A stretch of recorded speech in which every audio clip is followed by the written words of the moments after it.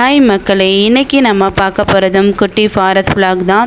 நான் ஏற்கனவே சொன்ன மாதிரி தான். பார்க்குறதுக்கு முன்னாடியே கமெண்ட் பண்ணிவிட்டு வந்துடுங்க. மோர்னோ குட்டுனோ கமெண்ட் பண்ணுங்கள். அப்போனா தான் நிறைய ரெக்கமெண்டேஷன் ஆகும். மெடிசனுக்காண்டி என்ன பண்ணுறாங்க, மெடிசன் சொல்ல முடியாது, நல்ல தண்ணி கிடைக்கணுன்றதுக்காண்டி இந்த மரத்தில் பாலித்தீன் இதை கட்டி அதை தொங்க விட்டுறாங்க. மற்றபடி இது உங்கள் கடல் பக்கத்தில் இருக்கிறதுனால உப்பு தண்ணி தான் கிடைக்கும். இந்த மரத்துலேருந்து அப்புறம் இந்த பாறைக்கு இடையில கொஞ்சம் கொஞ்சமாக தண்ணி வரும். அதெல்லாம் கூட வாட்டர் பாட்டிலில் சேர்த்து, ஏன்னா அங்கே அப்படி தானே நல்ல தண்ணியெல்லாம் சேர்க்க முடியும். அப்புறம் மழை தண்ணி இதெல்லாம் தான் இவங்க குடிக்கிறதுக்கு ரெடி பண்ணிகிட்ருக்காங்க. அது மட்டும் இல்லாமல் இவங்க குடி இருக்கிறதுக்கு மரத்தாலேயே நிறைய செய்ய ஆரம்பிக்கிறாங்க.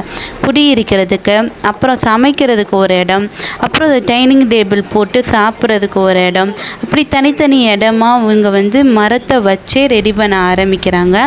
ஆணியும் சுத்தியலும் மட்டும்தாங்க வெளியேருந்து எடுத்துகிட்டு வந்திருக்காங்க. மற்றபடி ஒவ்வொரு மரத்துக்கு ஏற்ற மாதிரி கொஞ்சம் பெருசாக வேணும்னா மூங்கில் மரத்தை யூஸ் பண்ணுறாங்க. இந்த மாதிரி குடியிருக்கிறதுக்கு இந்த மாதிரி மரத்தை யூஸ் பண்ணுறாங்க. இப்படி ஒவ்வொன்றா யூஸ் பண்ணி வித்தியாசமாகவே கட்ட ஆரம்பிக்கிறாங்க. இந்த வாட்டி கட்டுறது என்னன்றதை பார்ப்போம்.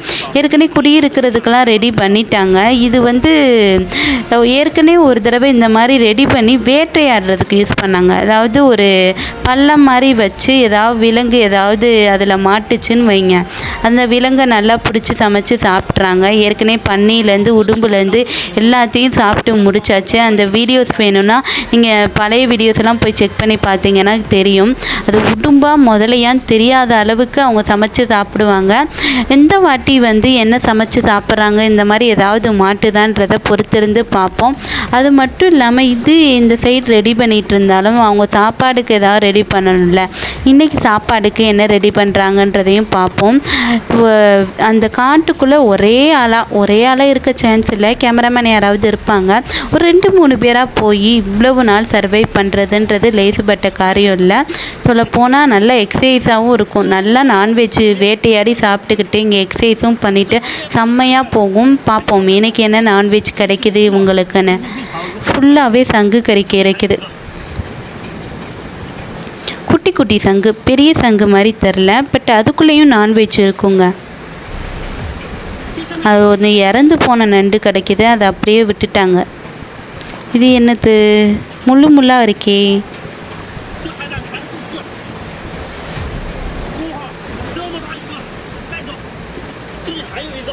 ஏதோ முள் பந்து மாதிரி இருக்குது, அதையும் எடுத்துக்கிட்டாங்க. இது என்னன்றதை பொறுத்திருந்து பார்ப்போம். பாறைக்குள்ளேருந்தே எஃபர்ட்டே போடாமல் ஏதாவது கிடைக்குதான்னு பார்க்குறாங்க. நண்டு கிடைக்கிது. ஒரு வலை கூட எடுத்துகிட்டு போகல. அவங்களா சும்மா போய் அந்த கடல் பக்கத்தில் இருக்கிறதெல்லாம் எடுத்துகிட்டு சமைச்சு சாப்பிட ஆரம்பிச்சிட்டாங்க. இந்த சங்கு பாருங்கள் எப்படி நுரைய வெளியே விடுதுன்னு.